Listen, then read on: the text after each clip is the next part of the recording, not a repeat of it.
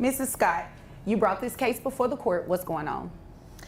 Well, Your Honor, I am just really tired of my husband not doing things that he should be doing, such as spending quality time with me and our 17-year-old daughter. Okay. He's just not coming up to par, and frankly, I'm tired. I'm sick and tired of it. All right. So you all have a 17-year-old daughter. Yes. And you're tired of him not spending quality time with you and your daughter. That's right. I can totally understand that. Mrs. Scott isn't asking for money, jewelry, or even gifts. She's asking for presence. For a husband who comes home and looks her in the eyes instead of at his phone. But as she lays out her pain, the cracks in their marriage come into view. He insists work keeps him away, but her heart knows better. Is this neglect just about long hours, or the first sign of something more? The tension is thick, and the judge is already leaning in. Now, what does that have to do with me? Well, I want a divorce. You want a divorce because of that? You want to put him Well- on child support because of that? Yes, obviously. I mean, he is the provider of our home, and absolutely, I want child support.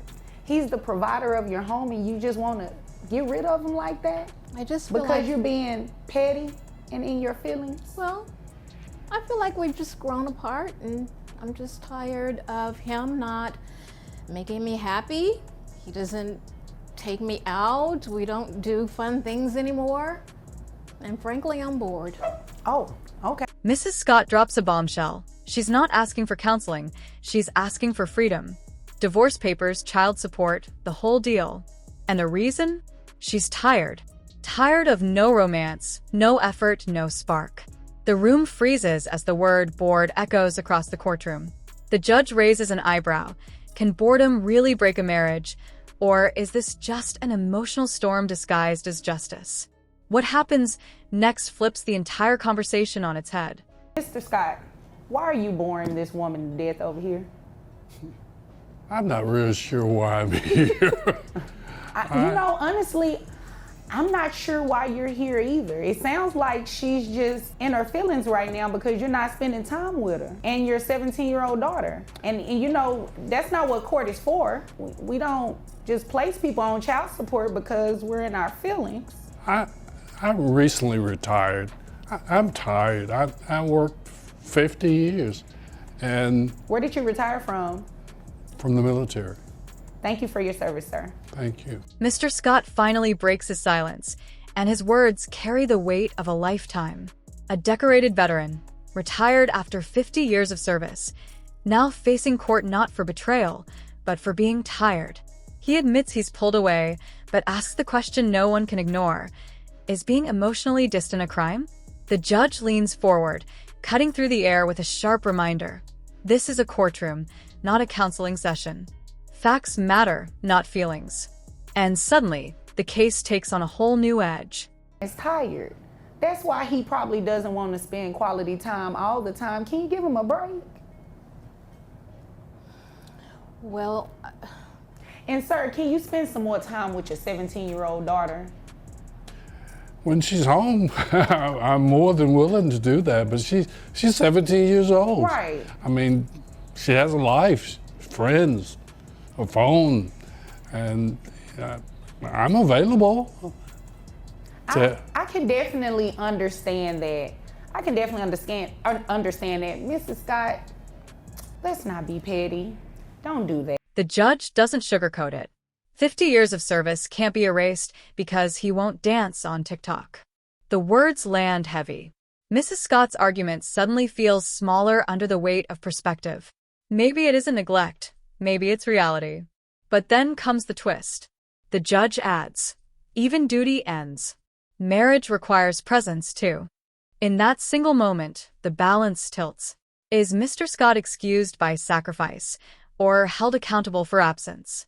There is no reason to come to court and divorce this man, place him on child support, especially if you say he's a provider. He seems like he's a good man, retired military. He takes care of you, obviously. You look beautiful. So I don't think this is the right route that you need to go. Most people that come in this court get put on child support because they either deserve to be put on it or they were doing something they didn't have any business doing when it comes down to not taking care of their kids. So I just wouldn't want to put this man on child support just because. Mrs. Scott stiffens. Backing down isn't in her nature. She argues love isn't just bills paid and a roof overhead. It's laughter, attention, connection. But the judge presses harder. Marriage isn't measured in date nights. It's measured in commitment. And this man has given you his all. The room grows tense. Is this a wife fighting for affection, or a woman trying to turn heartbreak into a legal battle? One wrong word could decide everything. Your Honor, I really don't feel like I'm in my feelings because it's important in a relationship for there to be wonderful things happening. We have to find ways to keep our relationship healthy and strong and moving forward. We can't just stand still Now I and feel be like a counselor. stagnant. I mean, he's got to come up, he's got to do more. Mr. Scott, can you assure Mrs. Scott that you're going to do more so you do not have to come in this courtroom and be placed on child support for a 17-year-old child?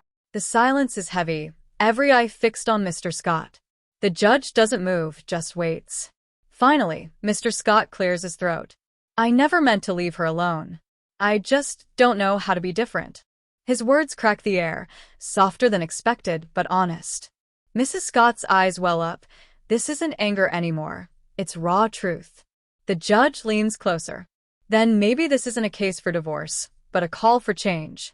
The question is, are you both willing to fight for it? I think her concern is we. It cannot solely be a burden for me. We have to work together. I agree. I agree. Yes. You like that? I like that. That touched my heart. I do love him. Okay, and he loves you too. So, can I go ahead and dismiss this case and put people on child support that need to be on here? Yes. Thank you. If there's nothing further, you all are dismissed, and good luck to you. Thank you. You're welcome. And in that instant, the storm softens. Mr. Scott admits the truth, she's right. Love isn't meant to be carried by one person alone.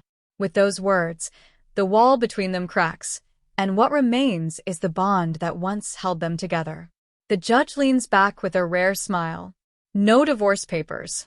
No child support orders. Just a lesson carved into the silence. Relationships don't collapse from noise. They fade from neglect. If you've ever felt invisible in love, take this as your reminder. Drop a like, share your thoughts in the comments, and subscribe for more courtroom moments where justice isn't punishment, it's perspective.